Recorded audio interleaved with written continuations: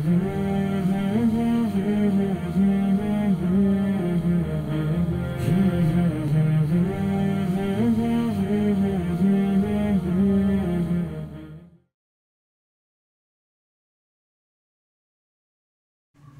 اللہ الرحمن الرحیم نحمدہ ونصلی علی رسولہ الکریم اما بعد اعوذ باللہ من الشیطان الرجیم بسم اللہ الرحمن الرحیم وَسَيُجَنَّبُهَا الْأَتْقَى صدق اللہ العلی العظیم۔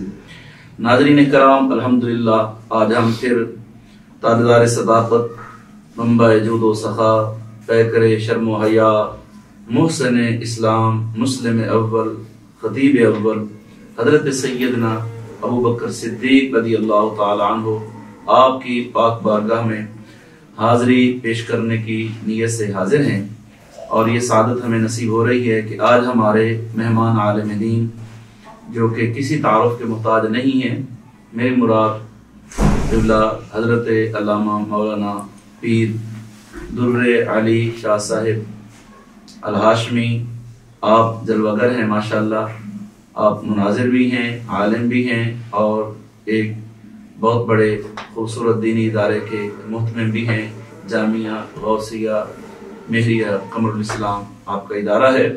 تو ہم آپ کو ویلکم کہتے ہیں اور خوش آمدید کہتے ہیں۔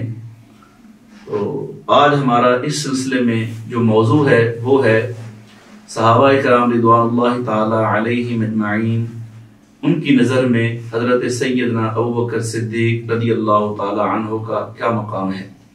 تو مفتی صاحب آپ کو ہم ویلکم کہتے ہیں، اور آج آپ سے ہمارا پہلا سوال یہ ہے کہ حضور علیہ السلام کے ظاہری وصال مبارک کے بعد جب خلافت کا معاملہ آتا ہے تو صحابہ کرام رضوان اللہ تعالی علیہم اجمعین نے کس انداز سے آپ کی بیعت کی اور کس انداز سے منصب خلافت پر انہیں تسلیم کیا، اس سلسلے میں آپ تھوڑی سی روشنی ڈالیں گے۔ بسم اللہ الرحمن الرحیم نحمدہ ونصلی علی رسولہ الکریم اما بعد۔ سب سے پہلے میں آپ کا شکریہ ادا کرتا ہوں کہ آپ نے اس عظیم پروگرام میں مجھے دعوت دی اور اتنی عظیم ہستی پر مجھے گفتگو کرنے کا موقع دیا آپ نے۔ اللہ تعالیٰ آپ کو جزائے خیر عطا فرمائے، دین و دنیا کی برکتیں عطا کرے اللہ تعالیٰ آپ کو۔ اور سیدنا صدیق اکبر سرکار رضی اللہ تعالیٰ عنہ کو صحابہ کرام نے نبی پاک صلی اللہ علیہ وسلم کے وصال کے بعد منصب خلافت پر جس طرح تسلیم کیا اور انہیں صحابہ نے بیعت کی، وہ سیدنا صدیق اکبر حضور اکرم صلی اللہ علیہ وسلم کے بچپن کے بھی ساتھی ہیں، جوانی کے بھی، اور اکثر وقت نبی پاک صلی اللہ علیہ وسلم کے ساتھ گزارا انہوں نے۔ اور نبی پاک صلی اللہ علیہ وسلم کے وصال کے بعد امت کو بچانا، ان کو امت کو تسلی دینا، صحابہ کرام کو منتشر ہونے سے بچانا اور صحابہ کرام کے حوصلے بلند کرنا، یہ خاصہ صرف سیدنا صدیق اکبر کا ہے، سبحان اللہ۔ اور صحابہ نے جب دیکھا کہ نبی پاک صلی اللہ علیہ وسلم کے وصال کے بعد بلند حوصلے والا، اتنا حوصلہ جتنا انبیاء کے بعد اس امت میں اگر کسی کے پاس زیادہ حوصلہ تھا تو وہ سیدنا صدیق اکبر کے پاس، سبحان اللہ، ماشاءاللہ، بڑے آسان طریقے کے ساتھ انہوں نے صحابہ کو سنبھالا، تسلی دی۔ اور اس کے بعد حضرت سیدنا عبداللہ ابن عمر سرکار رضی اللہ تعالیٰ عنہ سے کسی نے پوچھا کہ نبی پاک صلی اللہ علیہ وسلم کے دور میں لوگ فتویٰ کس سے لیا کرتے تھے؟ تو آپ نے فرمایا کہ میں سیدنا صدیق اکبر اور فاروق اعظم کے سوا کسی کو نہیں جانتا۔ اللہ۔ اور حضور اکرم صلی اللہ علیہ وسلم کا فرمان عالی شان بھی ہے کہ جو کچھ اللہ تعالیٰ نے میرے سینے میں ڈالا علم، وہ سارے کا سارا میں نے ابو بکر کے سینے میں ڈال دی، سبحان اللہ۔ اس اعتبار سے بھی حضرت سیدنا صدیق اکبر سرکار رضی اللہ تعالیٰ، اور ایک روایت دوسری کہ نبی پاک صلی اللہ علیہ وسلم نے اپنے دور میں امام بھی سیدنا ابو بکر صدیق کو بنایا، اور یہ اس طرف اشارہ تھا کہ نماز سے بڑا کوئی کام نہیں۔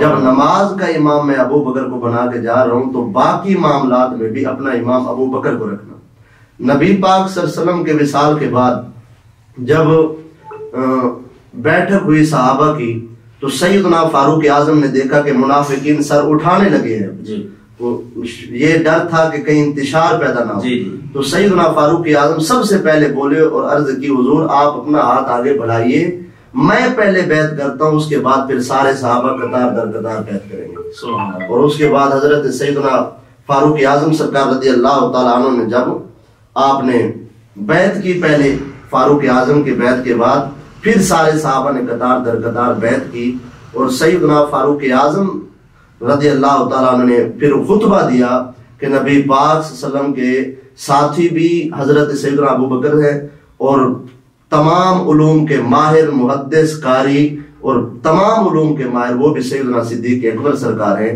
اس حوالے سے اگر ان سے کوئی اونچی شان والا ہے تو دکھائیے، نہیں تو پھر سارے ابو بکر کی بیعت کریں۔ اور سارے صحابہ نے پھر وہ جو کوفے کے ممبر پر جو ہے حضرت سیدنا مولا مشکل کشا شیر خدا علی المرتضیٰ رضی اللہ تعالی عنہ آپ سے جب سوال ہوا تو آپ نے فرمایا کہ جب ہمارا امام جو دین کا امام ہے وہ حضور علیہ الصلوۃ والسلام نے حضرت ابوبکر صدیق کو ہی پسند فرمایا ہے تو ہم دنیاوی معاملات میں بھی انہیں کو اپنا امام تسلیم کرتے ہیں۔ تو گویا کہنے کا مقصد تو یہ ہوا کہ جو لوگ اس معاملے میں عیش چپن کا شکار رہتے ہیں اور کچھ لوگوں کے ہاتھوں اپنا ایمان برباد کر رہے ہیں کہ معاذ اللہ صحابہ کرام نے حضرت ابوبکر پاک کی خلافت کو تسلیم نہیں کیا یا ان کا یہ معاملہ ہے، تو ان کو من پر تو یہ تماچا ہے۔ ہاں جی، اور بڑی مزے کی مجھے بات یاد آئی ہے کہ حضرت سیدنا صدیق اکبر نے جب خلافت کا منصب سنبھالا، جو لوگ یہ کہتے ہیں کہ مولا علی نے بیعت نہیں کی، وہ کسی ایک کتاب کا حوالہ دکھائیں کہ جب سیدنا صدیق اکبر نے امامت کرائی ہو اور نماز پڑھنے کے لیے مولا علی تشریف نہ لیں، یا کسی ایک کتاب ایسی کا حوالہ دکھائیں کہ جب فاروق اعظم کا دور خلافت ہو انہوں نے مصلی پر نماز پڑھائی ہو اور پیچھے مولا علی نے ہاتھ باندھ کر نماز نہ پڑھی ہو، یا پھر عثمان غنی کا دور دکھائیے۔ یہ تینوں جو ہستیاں ہیں جب بھی نماز پڑھانے کے لیے مصلی پہ آئی ہیں تو پیچھے صف کے اندر مقتدیوں کی صورت میں جناب علی المرتضیٰ شیر خدا کرم اللہ تعالیٰ وجہ الکریم نے نماز بھی پڑھی اور ان کو خلیفہ بھی تسلیم کیا، اور اس پر ہزاروں کتابوں کے حوالے۔ اور میں تو یہاں تک کہہ دیتا ہوں کہ دیکھیں خلفائے ثلاثہ کا دور خلافت تقریباً کوئی 24-25 سال رہا ہے، تو اس میں مولا علی پاک نے بھی ان کے پیچھے نمازیں پڑھی ہیں اور حسنین کریمین نے بھی نمازیں پڑھی ہیں۔ تو یہ شہزادگان اور مولا علی پاک کا نمازیں پڑھنا ہی اس بات کی واضح دلیل ہے کہ انہوں نے ان کو اپنا امام تسلیم کیا، اپنا خلیفہ تسلیم کیا، اور ان کے پیچھے انہوں نے نماز پڑھی اور ان کی امامت کو قبول فرمایا۔ اچھا، یہاں ایک اور جو سوال ذہن میں آتا ہے کہ حضرت ابوبکر صدیق رضی اللہ تعالیٰ عنہ خلیفہ بن گئے، ٹھیک ہے جی، اب صحابہ کی بیعت کے بعد آپ کو خلافت جب مل گئی ہے تو اس کے ثمرات کیا ہے؟ مطلب صحابہ کرام نے ان کو اپنا امام تسلیم کیا، ان کی نظر میں ابوبکر کا مقام کیا تھا اس وقت؟ بعد خلافت ان کا مقام بھی، اور ساتھ میں ان کی خلافت کے جو ثمرات ہیں اس میں تھوڑا سا۔ یہ بہت پیارا آپ نے سوال کیا ہے کہ صحابہ کرام علیہم الرضوان کو جو کچھ بھی ملا ہے وہ سیدنا صدیق اکبر کی برکت سے ملا ہے۔ لوگ اسلام کے نام پر کئی سال حکومتیں کر جاتے ہیں اور اسلام کا الف تک نافذ نہیں کرتے ہو، لیکن سیدنا صدیق اکبر سرکار رضی اللہ تعالیٰ عنہ کی وہ ہستی ہے کہ 2.25 سال میں انہوں نے اسلام کی جو خدمت کی وہ کسی سے ڈھکی چھپی نہیں۔ 10 ایسے شخصوں کو آپ نے واصل فی النار کیا جو نبوت کا دعویٰ کر رہے تھے، اور اس کے بعد سیدنا صدیق اکبر سرکار رضی اللہ تعالیٰ عنہ آپ نے جو اسلام کی وہ پھر دوسری روایت بھی میری آنکھوں کے سامنے ہے کہ قرآن پاک کو جمع کرنے کا سہرا بھی سیدنا صدیق اکبر کے ساتھ، اور حضرت زید بن ثابت کو بلانا اور کہنا کہ یہ کام کر لو، تو ان کا آگے سے یہ جواب دینا کہ نبی پاک نے یہ کام نہیں کیا، میں کیسے کروں؟ تو آپ نے فرمایا واللہ اللہ خیر، اللہ کی قسم یہ کام بہت اچھا ہے، یہ کر لو۔ تو یہ سارے کام جو، اور سیدنا فاروق اعظم سرکار رضی اللہ تعالیٰ عنہ کو جو دور خلافت آیا، آپ کو مزے کی بات یہاں پہ بتاتا چلوں کہ جب پہلی نماز آپ نے پڑھائی عمدۃ التحقیق فی بشائر آل صدیق کو اٹھا لیں اور الریاض النظرہ میں علامہ محب تبری کو پڑھ کے دیکھ لیں۔ فرماتے ہیں کہ جب سیدنا صدیق اکبر کا وصال ہوا اور فاروق اعظم نے پہلی نماز پڑھائی تو آپ نے سوچا کام وہی کرنے جو صدیق اکبر کرتے تھے اپنے دور میں۔ جب صبح کو اٹھے تو صدیق اکبر صبح کی نماز پڑھا کر کسی جنگل میں تشریف لے جاتے، وہاں پہ ایک خیمہ ہوتا اور اس خیمے میں ایک بڑھیا ہوتی تھی موجود، اس کی خدمت کرتے، برتن دھوتے اور اس کو کھانا پکا کر کھلاتے، پھر واپس آ جاتے۔ یہ آپ کا معمول تھا۔ تو سیدنا فاروق اعظم جب گئے خیمے میں، وہ دیکھا تو وہ بڑھیا آنکھوں سے نابینا تھی۔ آپ نے آٹا گوند کر جب آپ نے کھانا بنایا تو اس بڑھیا سے کہا اماں کھانا بن گیا، آپ کھا لو۔ تو اس نے کہا انا للہ و انا الیہ راجعون، کیا ابو بکر کا وصال ہو گیا؟ تو فاروق اعظم آپ کی چیخ نکل گئی. آپ نے فرمایا اماں تمہیں کیسے پتہ چلا؟ خدا نے تمہیں بینائی تو نہیں دی، آنکھیں تو تمہاری ہیں نہیں، یہ تو کوئی بھی آ گیا، تمہیں کیسے پتہ چلا؟ تو اس بڑھیا نے کہا کہ جب صدیق اکبر آتے تھے کھانا بناتے تھے تو اپنے ہاتھ سے نوالا توڑ کر میرے منہ میں دیتے تھے. آپ نے کھانا تو بنایا اور یہ کہا کہ آپ کھاؤ. میں سمجھ گئی کہ یہ انداز آج نیا جو مجھے لگ رہا ہے، یہ بندہ بھی نیا آیا ہوا ہے، صدیق اکبر کا وصال ہو گیا. تو یہ ساری خدمت جو تھی، اور خدمت خلق بھی سیدنا صدیق اکبر نے کی، اسلام کی خدمت بھی سیدنا صدیق اکبر نے کی. اور حضرت سیدنا امیر معاویہ پاک کے دور میں جتنی بھی فتوحات معاویہ پاک کے دور تک ہوئیں، وہ چاہے جائے کہ سیدنا فاروق اعظم نے کی ہوں یا عثمان غنی نے کی ہوں یا مولا علی نے یا حضرت امیر معاویہ تک، جتنے بھی فتوحات کا سلسلہ جاری رہتا ہے، وہ کتابوں کا مطالعہ اگر کر کے دیکھیں تو وہی ابتدا ہے جو سیدنا صدیق اکبر نے رکھی تھی. اور یہاں یہ بات بھی واضح رہنی چاہیے کہ جو اہم ترین دو ایشو تھے، ایک زکوٰۃ کا اور ختم نبوت کا، اس معاملے میں بھی تو حضرت ابوبکر صدیق کا کردار ہے. بالکل. سیدنا صدیق اکبر نے فرمایا فاروق اعظم کو میں اس بندے سے بھی جنگ کروں گا جو حضور پاک کو زکوٰۃ کا جانور دیتا تھا، رسی بھی ساتھ دیتا تھا. اگر آج وہ جانور دے اور رسی نہ دے تو میں رسی پر بھی جہاد کروں. یعنی اگر اسلام کے جو رکن ہے ان میں جو زکوٰۃ ہے، ٹھیک ہے، اگر حضرت ابوبکر صدیق رضی اللہ تعالیٰ اس وقت تھوڑا سا نرمی کا مظاہرہ کرتے تو آج ہو سکتا ہے اس جو زکوٰۃ کا جو سسٹم ہے، جو غربا فقراء مساکین کی اسلام کی طرف سے خدمت ہو جاتی ہے، تو اس میں تو بہت کمزوری آ جاتی. تو اس معاملے میں حضرت ابوبکر صدیق کا کردار ہمیں سامنے آتا ہے ہمارے، کہ آپ نے زکوٰۃ کے معاملے میں اور ختم نبوت کا جب معاملہ اٹھا تو آپ نے پھر اس کے مسلمہ کذاب کے مقابلے میں وہ لشکر بھیجا. جب صحابہ کرام نے گزارش کی کہ ابھی ہماری تعداد کم ہے اور ادھر یہ معاملہ، ادھر فتنہ زکوٰۃ اٹھا ہوا ہے، ادھر وہ معاملہ ہے، تو آپ نے فرمایا کہ جو کچھ مرضی ہو جائے، اور جس لشکر کو حضور علیہ الصلوۃ والسلام نے روانہ فرمایا وہ بھی میں نے کرنا ہے.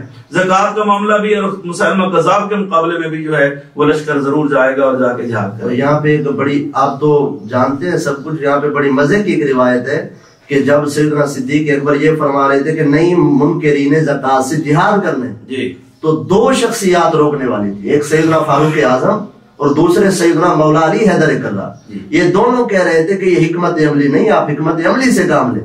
تو سیدنا صدیق اکبر نے اپنی تلوار لی اور اپنی سواری پہ جب بیٹھے فرمایا کہ میں خود جاتا ہوں، اگر میرے ساتھ کسی نے چلنا ہے تو چلے، نہیں تو میں اکیلا جاتا ہوں. تو سیدنا علی المرتضیٰ نے آپ کے پاؤں بھی پکڑے اور رسی بھی لگام پکڑی اور آپ کی بارگاہ میں عرض کی حضور آپ بیٹھے، ہمیں حکم دیں، اللہ نے ہمیں شرع صدر عطا کر دیا. آپ نے جو معاملہ آپ پہلے سمجھ چکے تھے وہ ہماری سمجھ میں اب آیا ہے، جو کچھ آپ حکم دیں گے ہم حاضر ہیں. سبحان اللہ. اچھا، چونکہ آپ کا موضوع آج کا ہمارا یہی چل رہا ہے کہ حضرت ابوبکر صدیق رضی اللہ تعالیٰ کا مقام جو ہے صحابہ کرام کی نظر میں، تو انبیاء کے بعد تو اس میں کوئی شک و شبہ نہیں ہے کہ مقام حضرت ابوبکر صدیق کا ہی ہے. لیکن حضرت ابوبکر کے بعد جن کا مقام آتا ہے وہ حضرت سیدنا عمر فاروق ہیں. تو میں یہ پوچھنا چاہوں گا کہ کیا حضرت عمر فاروق رضی اللہ تعالیٰ عنہ کے کوئی ایسے فرامین ہیں جس میں انہوں نے شان صدیق یا عظمت صدیق پر وہ کلام کیا ہو یا لوگوں کو بتایا ہو کہ ابوبکر کا یہ مقام ہے؟ بالکل، یہ بھی بہت پیارا آپ کا سوال ہے. لیکن اس سوال کا جواب دینے سے پہلے میں ایک روایت عرض کرنا چاہوں گا کہ صدیق اکبر کی مقام کے بعد جو بلند مقام ہے وہ سیدنا فاروق اعظم کا ہے. اور اس میں کسی قسم کا کسی کو کوئی شک نہیں ہونا چاہیے، صاحب ایمان کو. مکتوبات شریف کا حوالہ ہے، شیخ مجدد الفسانی سرکار رحمۃ اللہ تعالی علیہ فرماتے ہیں کہ جو ترتیب خلافت کی ہے بالکل من و عن وہی ترتیب فضیلت کی ہے. آپ کی بارگاہ میں ایک شخص آیا، اس نے آ کر کہا کہ میرا عشق ہے، میں اپنے عشق کا اظہار ایسے کرتا ہوں کہ میں مولا علی کو ابو بکر سے افضل جانتا ہوں اور مانتا ہوں. یہ میرا عشق ہے مولا علی سے. فرمایا ایسے عشق کو جیل میں رکھو جو قرآن کو بھی پیٹھ کرے اور اللہ کے رسول کے فرمان کی بھی مخالفت کرے. اللہ اور اللہ کے رسول کا جو فرمان عالی شان ہے وہ یہی ہے کہ جو ترتیب خلافت کی ہے وہی ترتیب فضیلت کی ہے. سیدنا فاروق اعظم سرکار رضی اللہ تعالیٰ عنہ اکثر یہ تمنا کرتے کہ کاش میں فاروق اعظم صدیق اکبر کے سینے کا ایک بال ہوتا، اللہ مجھے ابو بکر کے سینے کا ایک بال بنا دیتا. کنز العمال کی ایک روایت ہے کہ آپ کا دور خلافت تھا، ایک شخص آیا آپ کی بارگاہ میں، اس نے آ کر کہا حضور نبیوں کے بعد آپ سب سے زیادہ افضل ہیں، سب سے زیادہ فضیلت حضرت عمر پاک. ہاں جی، فاروق اعظم کو کہہ رہے. جب اس نے دیکھا فاروق اعظم کے کارنامے اور سادگی دیکھی، آپ کا عجز دیکھا، آپ کا فقر دیکھا، آپ کی شان دیکھی، تو وہ آ کر کہنے لگا حضور نبیوں کے بعد سب سے بلند مقام آپ کا ہے، تو آپ نے اسے پکڑ لیا، پکڑنے کے بعد آپ نے اسے درے سے مارا اور کہا کہ صدیق اکبر مجھ سے بھی افضل ہے، میرے ابے سے بھی افضل ہے، وہ تجھ سے بھی افضل ہے، تمہارے باپ سے بھی افضل ہے، صدیق اکبر سے افضل میں نہیں ہوں، اگر کسی نے مجھے ابو بکر سے افضل سمجھا تو میں اس کو کوڑے ماروں گا۔ اللہ اکبر۔ یہ فاروق اعظم کا فیصلہ بھی تھا اور آپ کا فتویٰ بھی تھا، اور سیدنا فاروق اعظم سرکار رضی اللہ تعالیٰ عنہ نے ہمیشہ اپنے معاملات میں جتنا اگر کسی سے مشورہ کرنا ہوتا تو صدیق اکبر سے مشورہ کرتے اور انہیں کے مشورے سے چلتے۔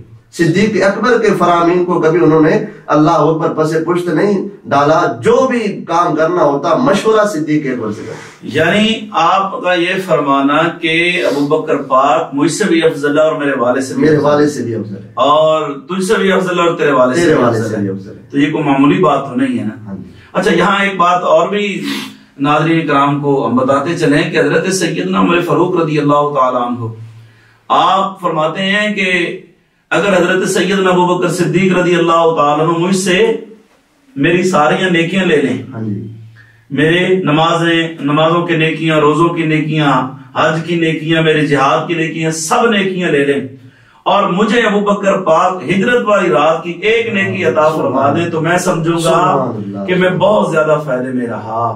تو پتہ چلا کہ حضرت ابو بکر پاک کی ساری نیکیوں میں سے ایک نیکی تو حضرت سیدنا عمر فاروق جیسی ہستی ہے، اور انہوں نے اس بات کا اظہار بھی کیا اور کہا کہ اے ابو بکر میری ساری زندگیوں کی نیکیاں تو لے لے اور وہ غار والی نیکی مجھے دے دے۔ تو صدیق اکبر مسکرا کر فرماتے کہ یہ تو نصیب کی بات ہے، قسمت میری دھنی تھی کہ وہ نیکی اللہ نے میرے حصے میں ڈالی، تو میں وہ دیدار مصطفیٰ والی نیکی کسی کو نہیں دوں گا۔ سبحان اللہ، سبحان اللہ۔ اچھا، مولا مشکل کشا شیر خدا رضی اللہ تعالیٰ عنہ آپ کی ذات مقدسہ کے حوالے سے کہ آپ حضرت ابو بکر صدیق کے بارے میں کیا نظریہ رکھتے ہیں؟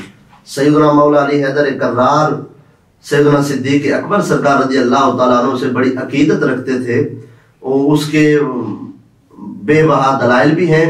ایک مرتبہ سیدنا مولا علی حیدر کرار نے لوگوں سے پوچھا کہ مجھے بتاؤ کہ صحابہ میں سے سب سے زیادہ بہادر کون ہے؟ صحیح۔ تو لوگ خاموش رہے۔ آپ نے فرمایا کہ یعنی جو خود حیدر کرار ہیں، خود حیدر کرار جو خود شیر خدا ہے، وہ لوگوں سے پوچھ رہے ہیں کہ ہمیں بتاؤ کہ بہادر کون ہے؟ بہادر، اور پھر آگے سے لوگ خاموش ہیں، تو اس کا جواب بھی پھر حیدر کرار خود دیتے ہیں۔ آپ فرماتے ہیں خاموش کیوں ہو، بتاتے نہیں ہو کون ہے بہادر؟ تو لوگوں نے کہا حضور ہمیں تو نہیں پتا۔ آپ نے فرمایا اللہ کی قسم صحابہ میں سب سے زیادہ بہادر اور شجاع جو تھے وہ سیدنا صدیق اکبر تھے۔ یہ بات کر کے آگے پھر آپ ایک واقعہ سناتے ہیں، فرماتے ہیں غزوہ بدر کے دن نبی پاک صلی اللہ علیہ وسلم کے لیے ہم نے ایک سائبان بنایا، اور اس سائبان کو بنانے کے بعد جب اعلان ہوا کہ کون حضور اکرم صلی اللہ علیہ وسلم کے پاس کھڑے گا پارا دینے کے لیے، سارے صحابہ خاموش تھے۔ صدیق اکبر سرکار فوراً تلوار لے کر آگے ہوئے، آپ نے فرمایا سارے جاؤ، نبی پاک صلی اللہ علیہ وسلم کی حفاظت میں کروں گا، پارا میں دوں گا، اور یہاں پر اپنی جان کا نذرانہ اگر دینے کا وقت آیا تو میں دینے سے بالکل گریز نہیں کروں گا۔ سارے خاموش تھے، لیکن اس وقت تلوار صدیق اکبر نے اٹھائی۔ یعنی کہنے کا مقصد یہ ہے کہ چونکہ ادھر 1000 کی تعداد تھی کافروں کی، اور وہ اسلحے سے لیس تھے، بالکل، اور ادھر 313 تھے، اور ان کے پاس تلواریں بھی نہیں، تو سارے صحابہ خاموش اس لیے بھی تھے کہ خدا نہ کرے کہیں حضور علیہ السلام کو کچھ ہو گیا ہمارے ہوتے ہوئے تو قیامت تک لوگ یہی کہیں گے کہ اس وقت پہلے پر فلاں شخص تھا۔ تو کسی میں اتنی ہمت نہ پڑ رہی تھی کہ وہ اس اہم عظیم مشن کو قبول کرتا، حالانکہ دل تو سب کا کرتا تھا کہ میں پہرا دوں، لیکن ڈر لگتا تھا کہ کہیں ہم سے کمی ہو گئی تو کہیں قیامت تک جو ہے لوگ ہمیں تان نہ دیں۔ تو اس موقع پر بھی اگر کوئی شخص بہادری کے ساتھ اس کام کو قبول کرتا ہے، حالانکہ اس میں مولا مشکل کشا بھی ہیں، تو اس وقت جو جرأت کا مظاہرہ کرتا ہے تو حضرت ابوبکر صدیق سرکار جی۔ اس لیے تو وہ بخاری شریف کتاب المناقب کی روایت ہے میری آنکھوں کے سامنے، جب مولا علی کے بیٹے نے آپ سے سوال کیا محمد بن حنفیہ نے، حضور مجھے بتائیں کہ نبی پاک صلی اللہ علیہ وسلم کے بعد سب سے زیادہ بہادر کون تھا اور آپ کے قریب کون تھا؟ جس کی سب سے زیادہ فضیلت ہو، بہادر بھی ہو اور حضور کے قریب ہو۔ تو حضرت مولا علی حیدر کرار نے بنا سوچے فوراً آپ نے جواب دیا صدیق اکبر، ابو بکر صدیق۔ تو محمد بن حنفیہ سرکار نے عرض کی حضور ثم، یعنی ابو بکر کے بعد پھر کس کا نمبر ہے؟ تو پھر بھی آپ نے بنا سوچے کہا ثم عمر، پھر باری آتی عمر بن خطاب کی، صدیق اکبر کے بعد حضور سے قریب ترین بھی فاروق اعظم ہے، بخاری شریف کی روایت، اور سب سے زیادہ فضیلت بھی فاروق اعظم کی ہے۔ اب دیکھیں محمد بن حنفیہ سرکار فرماتے ہیں مجھے شک ہوا کہ یہ ڈر تھا کہ اگر اب میں ثم کہتا ہوں نا تو پھر آپ نے میرے والد صاحب نے عثمان غنی کا نام لینا ہے، تو پھر وہ کہتے ہیں محمد بن حنفیہ سرکار میں نے سوال کی نوعیت بھی تبدیل کر دی، میں نے انداز بھی بدل ڈالا، میں نے کہا حضور عمر بن خطاب کے بعد ثم انت، پھر آپ ہیں، فرمایا قال لا ثم عثمان، سبحان اللہ، میں نہیں، پھر باری ہے عثمان غنی کی۔ تو محمد بن حنفیہ سرکار فرماتے ہیں میں نے عرض کی حضور آپ کا مقام اور مرتبہ، فرمایا ما انا الا رجل من المسلمین، میں تو مسلمانوں کی جماعت میں سے عام سا مسلمان ہوں، حالانکہ خود کا مقام اتنا کہ جو علی کے چہروں کو دیکھے عبادت۔ حضور فرماتے ہیں اللہم لا تمتنی حتی ترینی علیہ انا مدینۃ الحکمت وعلی الباب ہوا، اتنی بڑی عظمتوں کے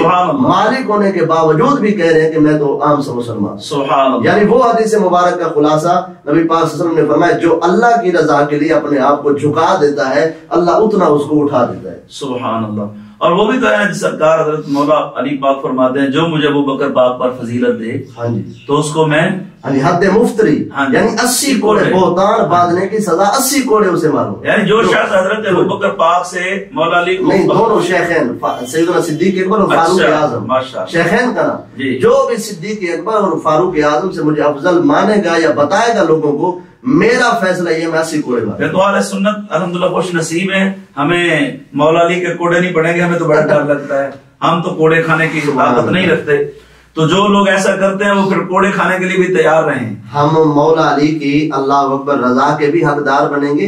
المواہب شریف کی روایت ہے حضور اکرم صلی اللہ علیہ وسلم نے فرمایا کہ میرے حوض کوثر کے 4 کنارے ہیں، قال لحوض 4 ارکان، الاول بیاد ابی بکر الصدیق والثانی بیاد عمر الفاروق والثالث بیاد عثمان ذی النورین والرابع بیاد علی بن ابی طالب۔ فرماتے ہیں پہلے کنارے پر قبضہ صدیق اکبر کو ہوگا، دوسرے کنارے پر قبضہ فاروق اعظم کو، یہ ترتیب بھی حضور اکرم نے فرمائی، تیسرے کنارے پر قبضہ عثمان غنی کا، پھر مولا علی کا چوتھے کنارے، اور جس نے ساری زندگی علی علی کی ہو وہ علی کے نعرے لگاتا رہا، وہ جائے گا ادھر کہے گا یا علی ساری زندگی میں نے آپ کے نام کے نعرے لگائے، اب پیاس سے میں مر رہا ہوں، مہربانی کریں ایک پیالہ تو مجھے دیں پانی کا۔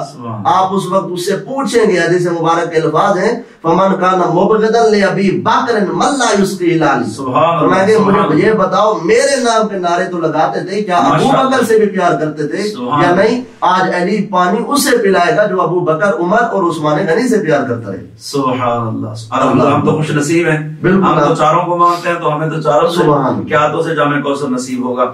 اچھا یہ مولا علی پاک تو پنجتن پاک میں بھی ہیں بالکل، اور صحابہ کرام میں بھی ہیں بالکل، یعنی اس آپ کو تو اہل بیت میں بھی آپ کا شمار ہے اور صحابہ کرام میں بھی، تو اہل بیت کے جو دیگر افراد تھے ان کی کوئی ایسی روایات ہوں جن میں انہوں نے حضرت ابوبکر صدیق کی شان بیان کی ہو، اس معاملے میں کوئی؟ ماشاءاللہ آپ نے ترتیب بڑی اچھی رکھی ہوئی ہے سوالوں کی، الحمدللہ۔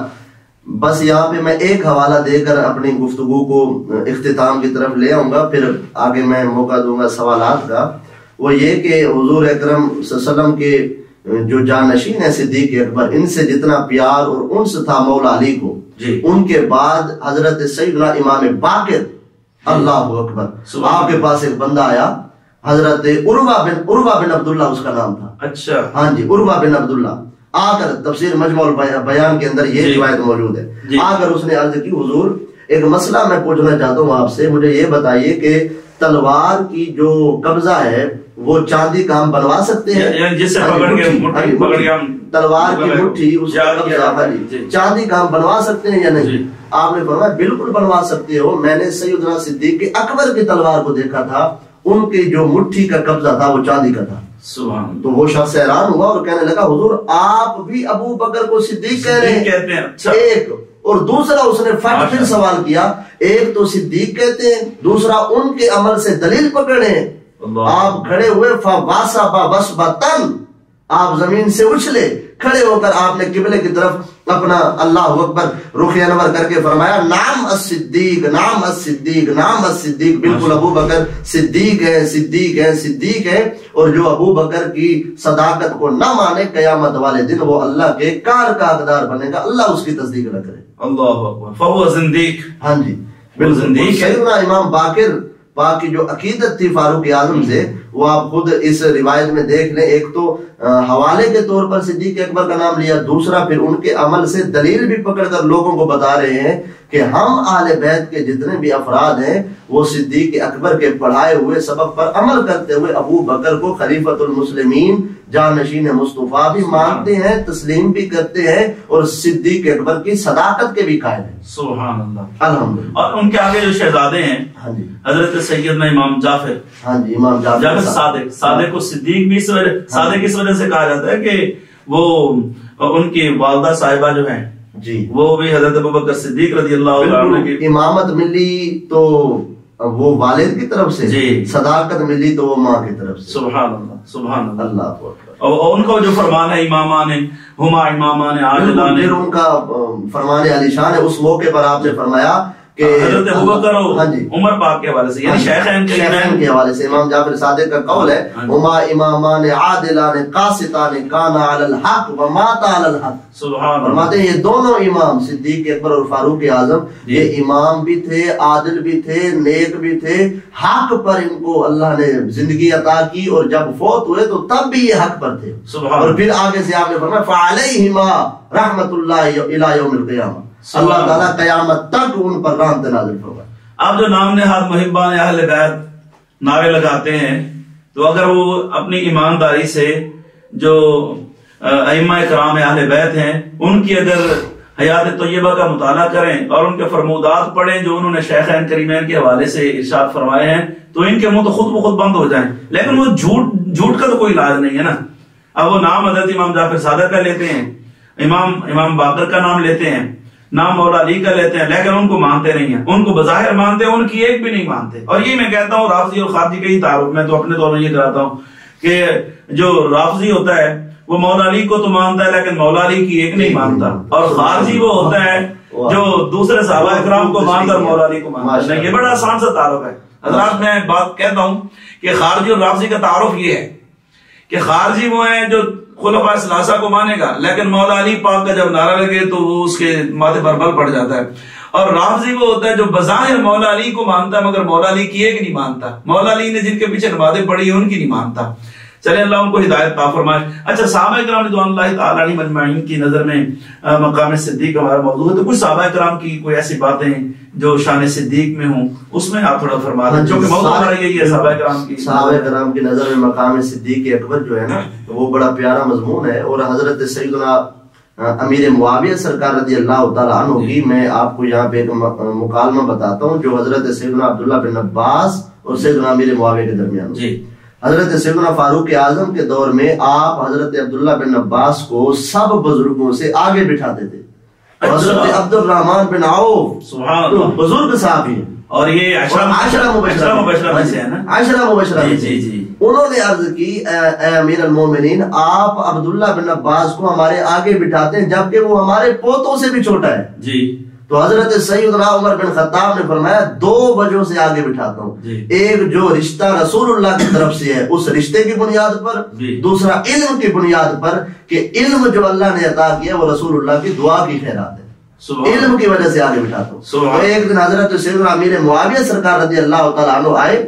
آپ نے صحابہ میں سے کسی صحابی کو کہا کہ آج میں ایسا سوال کروں گا حضرت عبداللہ بن عباس سے کہ شاید وہ لاجواب ہو جائے, جواب ہی نہ دے سکے. بٹھایا اپنے پاس اور آپ نے فرمایا ما تقول ابا بکر, کیا کہتے ہو ابو بکر کے بارے میں تم. تو حضرت عبداللہ بن عباس کو پوچھا گیا اور پوچھنے والے کون تھے؟ امیر معاویہ پاک. ما تقول ابا بکر, کیا کہتے ہو حضرت سیدنا ابو بکر صدیق کے بارے میں. تو اس پر حضرت عبداللہ بن عباس نے حالانکہ کوئی تیاری نہیں کی ہوئی تھی, اچھا اللہ اکبر, نہ ہی جو کچھ آپ کے ذہن میں تھا وہ فی البدیہہ آپ بولے. اور اتنی پیاری تقریر آپ نے کی, معجم الکبیر کے اندر موجود ہے.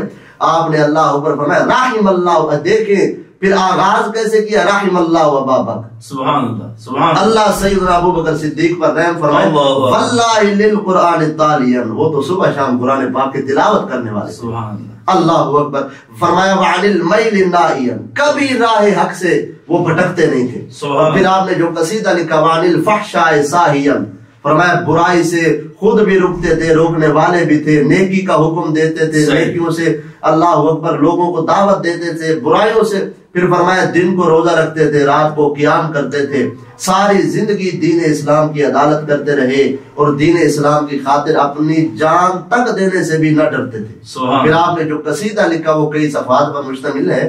سیدنا حضرت عبداللہ بن عباس نے جب صدیق اکبر کی شان پڑھی تو آخر میں آپ نے فرمایا فَعَاقَبَ اللَّهُ مَنْ صَلْبَهُ اللَّعَائِنَ إِلَى يَوْمِ الْقِيَامَةِ۔ اللہ فرمایا جو صدیق عباس نے صحابہ کے جھرمٹ میں بیٹھ کر یہ کہا کہ قیامت تک اللہ کی لعنت برسے اس بندے پر جو صدیق اکبر کی تنقید کرے، اللہ اکبر، جو صدیق اکبر کو برا بھلا کہے۔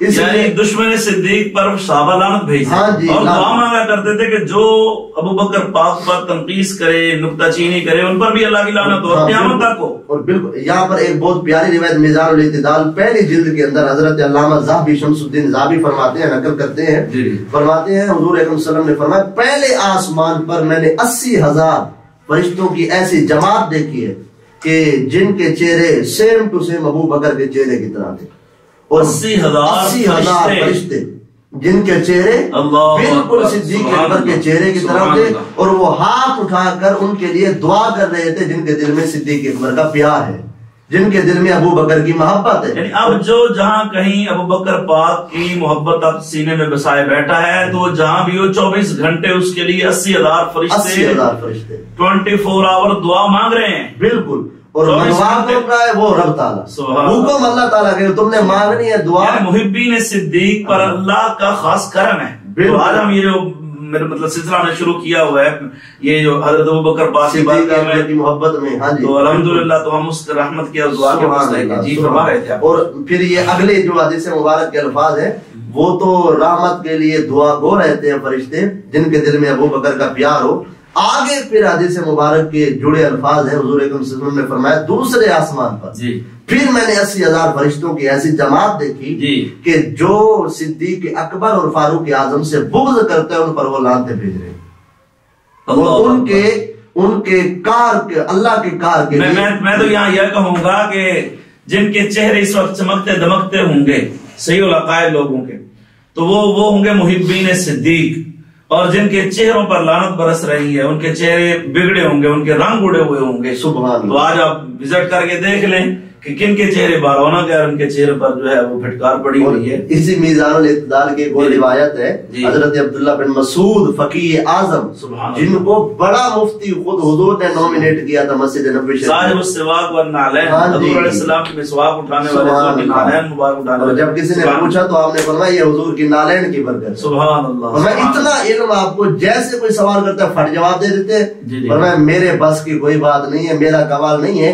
یہ کمال حضور کی نعلین کا ہے کہ جیسے حضور نعلین اتارتے تھے میں اٹھا کر اپنے سر پر رکھ لیتا۔ سبحان اللہ، اللہ اکبر۔ وہی راوی ہیں حدیث مبارک کے، فرماتے ہیں حضور اکرم صلی اللہ علیہ وسلم کا فرمان عالیشان ہے لا تسبوا اصحابی فمن سبهم فعليه لعنت اللہ۔ سبحان اللہ۔ یہ آج کل ہمیں کچھ لوگ کہتے ہیں نا کہ حضور اکرم صلی اللہ علیہ وسلم تو رحمت للعالمین نبی ہیں، وہ انہوں نے تو کبھی کسی کے لیے بد دعا نہیں کی۔ آپ الخصائص الکبریٰ کو پڑھ کے دیکھیں، امام جلال الدین سیوطی کو پڑھ کے دیکھیں، جب حضور اکرم تقریر کے لیے منبر پر تشریف لے آئے تو ایک شخص حضور کی بات میں بیٹھا منہ ٹیڑھا کر کے بیٹھا ہوا تھا۔ حضور نے فرمایا خیر ہے تجھے منہ ٹیڑھا کیا ہوا ہے تو نے؟ اس نے کہا میرا منہ ہے ایسے۔ آپ نے فرمایا اللہ کرے ایسا ہی رہے، نگاہ نبوت دیکھ رہی تھی، فرمایا اللہ کرے ایسا ہی رہے۔ جب حضور اکرم نے یہ فرمایا تو اس کا منہ ٹیڑھا ہو گیا، مرنے کے بعد ٹیڑھا تھا۔ صحابہ نے عرض کی حضور مرنے کے بعد بھی منہ ٹیڑھا؟ آپ نے فرمایا قبر میں بھی ایسا رہے گا، حشر میں بھی ایسا رہے گا۔ اللہ اکبر۔ جو حضور کی تعریف سن کر منہ ٹیڑھا کرے اس کے لیے حضور نے بد دعا فرمائی، اور جو دنیا میں حضور کی تعریف جس کو نہیں پچتی نا، تو جس کے ماتھے پر بل پڑ جائے اور اللہ اکبر چہرے کا رنگ فاق ہو جائے، وہ تیاری کر لے یہاں پر اس کا رنگ خراب نہیں ہوگا چہرہ تو قبر تو ہے نا، حشر تو ہے نا، یہاں بھی ہوگا وہاں بھی ہوگا انشاءاللہ۔ قبر حشر میں چہروں پر نور اس کے ہوں گے جس کا عقیدہ الحمدللہ سچا اور کھرا عقیدہ ہوگا، جس کے عقیدے میں صحابہ کا پیار اور آل بیت کا پیار ہوگا۔ اور فرماتے ہیں لا تسبوا اصحابی فمن سبهم فعليه لعنت اللہ۔ حضور اکرم صلی اللہ علیہ وسلم کا فرمان عالی شان ہے، او کما قال علیہ الصلوۃ والسلام، فرمایا میرے صحابہ میں سے کسی صحابی کو تم نے برا بھلا نہیں کہنا، اگر تم کہو گے کسی صحابی کو جو بھی کہے گا اس پر اللہ کی لعنت ہو۔ اللہ اکبر، سبحان اللہ، سبحان اللہ۔ اچھا حضور یہ یہاں ارشاد فرمائیں، اب یہ جو مطلب حضرت ابوبکر صدیق رضی اللہ تعالیٰ عنہ کے بہت سارے کارنامے ہیں، بالکل بہت سارے کارنامے ہیں اور وہ ہمارے ناظرین دیکھ بھی رہے ہیں اور مختلف پہلوؤں پر روشنی بھی ڈالی جا رہی ہے. تو ایک ایسا کارنامہ بھی تو ہے نا کہ جو عاشقوں کے سردار ہیں، جن کو ہم بظاہر کہتے ہیں ان کا رنگ کالا تھا، لیکن میں تو کہتا ہوں ان کا رنگ بہت اعلیٰ تھا. سبحان اللہ، سبحان ٹھیک ہے، ان کا رنگ تو بہت ہی اعلیٰ تھا. کون؟ حضرت سیدنا بلال رضی اللہ عنہ، جو مؤذن رسول بھی ہیں اور جن کو خانہ کعبہ کی چھت پر چڑھ کر اذان دینے کا شرف نصیب ہوا ہے. وہ بھی اذن مصطفیٰ سے. وہ سبحان اللہ، وہ بھی اذن مصطفیٰ سے. اور کیا بھائی منظر ہوگا یار، وہ اب سارے صحابہ کرام موجود ہیں، مجمع لگا ہوا ہے، اذان کا ٹائم ہے اور سرکار فرماتے ہیں کعبے کے سامنے آج پہلی اذان جو دے گا وہ میرا بلال ہی ہوگا. اور پھر جب بلال وضو کر کے آتے تو حضور فرماتے ہیں اب یہاں نہیں، کعبے کی چھت پر چڑھ کر اذان دو. اور سبحان اللہ، یہاں پر میں آپ کو جواب دیتا ہوں، لیکن ایک بڑی پیاری روایت میں بس 30 سیکنڈ میں مکمل کرنا چاہتا ہوں. بخاری شریف کی ایک روایت ہے، جب قیامت کا دن ہوگا، نفس و نفسی کا عالم ہوگا، تب اللہ تعالیٰ حضرت بلال کو فرمائے گا کہ میرے پاک نبی کریم صلی اللہ علیہ وسلم کی سواری پر سوار ہو جاؤ اور آج اذان دو. تو حضرت بلال اذان دیں گے. جب ان الفاظ پر پہنچے گے نا، اشہد ان محمد رسول اللہ، تب میدان معاشر کے لوگ کہیں گے یار ہم تو ایسے ہی بھٹک رہے تھے، یہ جس کا نام بلال پاک لے رہے ہیں یہ کہاں ہے محبوب دو جان، چلو اسی کے در پر چلتے. جب چلیں گے تو ایک روایت یہ بھی آگے جو حضور فرمائے گے آن اللہ آن اللہ، آ جاؤ میرے پاس، میں جو ہوں تمہارے لیے. اللہ اکبر. تو حضرت سیدنا صدیق اکبر سرکار رضی اللہ عنہ، مطلب ان کو جو آزاد کرانے میں جو ابو بکر پاک کا کردار ہے اس پر تھوڑا سا میں تھوڑا سا عرض کرنا چاہوں گا کہ سیدنا صدیق اکبر سرکار رضی اللہ تعالیٰ عنہ امیہ بن خلف کے پاس گئے اور جا کر آپ نے کہا کہ یہ غلام اگر تو بیچنا چاہتا ہے تو بیچ دے، میں لینے کے لیے آیا. اس نے سوچا کہ صدیق اکبر آیا ہوا ہے، اس نے قیمت وہ بتائی کہ ابو بکر نہ لے، مطلب یہ چھوڑ کے چلے جائے.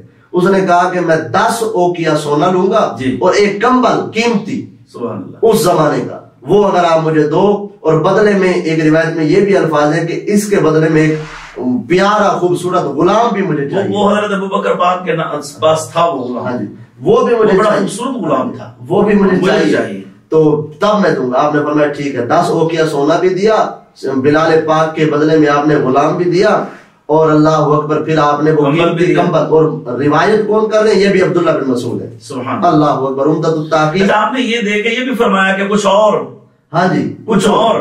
تو آگے سے وہ امیہ بن خلف کہتا ہے کہ میں تو سمجھتا تھا کہ بہت سمجھدار تاجر ہے، لیکن پتہ چلا کہ کام غلام کے بڑا طویل اور بڑا میٹھا پیارا واقعہ ہے. ہاں جی. تو آپ نے آگے سے شام کو کیا فرماتے ہیں تیرے نزدیک یہ بہت گھاٹے کا سودا. فرمایا مجھ سے پوچھو یہ کتنا میں نے عظیم الشان سودا کیا ہے. میں نے کہا کیا مطلب؟ اس نے کہا ان کی خریداری سے، میں نے اور بھی غلام خریدے ہیں، میں نے میرے پاس اور، لیکن ان کو خریدنے سے جو مجھے حضور علیہ السلام کی پاک بارگاہ سے محبت بھری نکاح نصیب ہوگی، سبحان اللہ، جو مجھے وہاں سے اعزاز نصیب ہوگا. سبحان اللہ سبحان اللہ. جب انہوں نے خریدا نا، 10 اوقیہ سونا دے دیا، کمبل دے دیا، تو وہ غلام بھی دے دیا، لے کے جانے لگے. تو اس نے کہا کہ میں سمجھتا تھا کہ اس غلام کے بدلے اگر مجھے 1 اوقیہ سونا بھی ملتا نا تب بھی میں اسے بیچ دیتا. تو 10 اوقیہ دے کے جا رہے. آپ نے اس جگہ یہ فرمایا اگر آج تم مجھ سے 10,000 بھی مانگتا تو اللہ اکبر، سبحان. یہ تو تم نے 10 مانگے ہیں، 10,000 بھی مانگتا. جب گھر آتے ہیں تو حضرت ابی قحافہ آپ کے والد صاحب صدیق اکبر سے فرماتے ہیں یہ کالے کالے غلام اور یہ جو ہے کسی کام کے نہیں، کمزور، یہ تو اللہ کی راہ میں آزاد کر رہے ہیں، ان کو خرید رہا ہے. ان کا مقصد کیا ہے؟ یہ پیسے تو نے اتنے کمائے ہیں، کم سے کم کسی خرچ کرنے والی جگہ پر تو لگاؤ. تو صدیق اکبر نے جواب دیا خرچ کرتا ہوں تو چہرہ مصطفیٰ کا دیدار کر کے، جہاں پہ حضور کی مسکراہٹ آتی ہے اور حضور کی جہاں پہ رضا ہوتی ہے اس جگہ خرچ کرتا ہوں. اور جب بلال پاک کو لے آتے ہیں، صدیق اکبر فرماتے ہیں بلال، یہ بھی عمدہ تحقیق کی اور الریاض النظرہ کی یہ ہے اللہ اکبر، اس میں بھی حوالہ موجود ہے. عمدۃ التحقیق فی بشائر آل صدیق میں بڑی اللہ اکبر پورا مضمون لکھا ہے انہوں نے. جب صدیق اکبر لے آئے تو آپ نے فرمایا بلال یہ کام کیا کرو، یہ نہ کیا کرو، یعنی روکتے تھے، یہ کام نہ کیا کرو، یہ بھی نہ کرو، یہ بھی، یہ کام کر دو، یہ کر دو. ایک دن حضرت بلال نے عرض کی صدیق اکبر کو، حضور اگر آپ نے مجھے آزاد کیا اللہ کی رضا کے لیے تو آج کے بعد کچھ نہیں کہنا، اگر آپ نے اپنے لیے آزاد کروایا تو پھر میں حاضر ہوں. تب سے صدیق اکبر خاموش ہو گئے. فرمایا میں نے اللہ کی رضا کے لیے تمہیں آزاد کروائے جو چاہے. اور یہاں یہ بات بھی تو ہے نا، جب وہ لے کر حضور علیہ السلام کی بارگاہ میں آتے ہیں تو سرکار نے جب حضرت بلال کو عذاب دے کر تو خوش ہوئے تو فرمایا ابو بکر مجھے بھی ان کی خریداری میں شامل کر لیتے تو حضرت ابو بکر پاک کی آنکھوں سے آنسو آ جاتے ہیں، عرض کرتے ہیں یا رسول اللہ صلی اللہ علیہ وسلم میں بھی آپ کا ہوں، میرا سارا مال بھی آپ کا ہے. سبحان تو حضور یہ آپ کا ہی. یہاں پہ بس 1 منٹ کی میں بات کرنا چاہوں گا. تو بخاری شریف، مسلم شریف کی متفقن علیہ یہ روایت ہے، مشکات المصابیح میں بھی ہے. حضور اکرم صلی اللہ علیہ وسلم نے فرمایا جس نے ایک غلام اللہ کی راہ پہ آزاد کروایا اس کے ہر عضو کے بدلے اللہ تعالیٰ اس کے ہر عضو کو جہنم سے بری کر دے گا. اور یہاں پہ صدیق اکبر نے 10 غلام آزاد کروائے. اور وہ واقعہ بھی آپ دیکھ لیں آپ کہ جب عثمان غنی دعوت کرتے ہیں حضور کی تو ہر قدم پر غلام آزاد کروائے. تو جب ہر قدم پر تو یہ دیکھیں کہ پھر عثمان غنی سبحان اس لیے تو کہا کہ سر کٹاتے ہیں تیرے نام پہ مردان، دولت تھی تو حضور کے قدموں پر قربان، اولادیں تھیں تو وہ بھی جذبہ تھا حضور کے قدموں پر قربان کرنے کا، اپنے آپ کو بھی قربان کرنے کا جذبہ رکھتے تھے. اللہ. ناظرین کرام، الحمدللہ ہمارے پاس ہمارے بہت ہی خوبصورت عالم دین اور خوبصورت شخصیت کے مالک اور جن کے والد محترم میرے بہت پیارے دوست تھے، میرے محسن مربی تھے، حضرت علامہ مولانا مناظر اسلام پیر طریقت مولانا عبدالغفور جھنڈیر الہاشمی رحمۃ اللہ تعالی علیہ. یہ انہیں کے شہزادے ہیں، ماشاءاللہ بڑی خوبصورت انہوں نے گفتگو فرمائی اور صحابہ کرام کی نظر میں حضرت ابوبکر صدیق کا مقام اجاگر کیا، ہمارے علم میں مزید اضافہ کیا. اللہ ان کو سلامت رکھے. ہم ان کو خوش آمدید کہتے ہیں. اور آپ حضرات اگر آپ کو ماشاءاللہ ہمارا یہ سلسلہ اچھا لگا ہے تو بڑی محبت سے آپ ہمارے سلسلے کو آگے شیئر فرمائیں اور ثواب دار حاصل فرمائیں، محبین صدیق میں شامل ہو جائیں. آمین. وما علیہ الا البلاغ المبین. السلام علیکم ورحمۃ اللہ وبرکاتہ.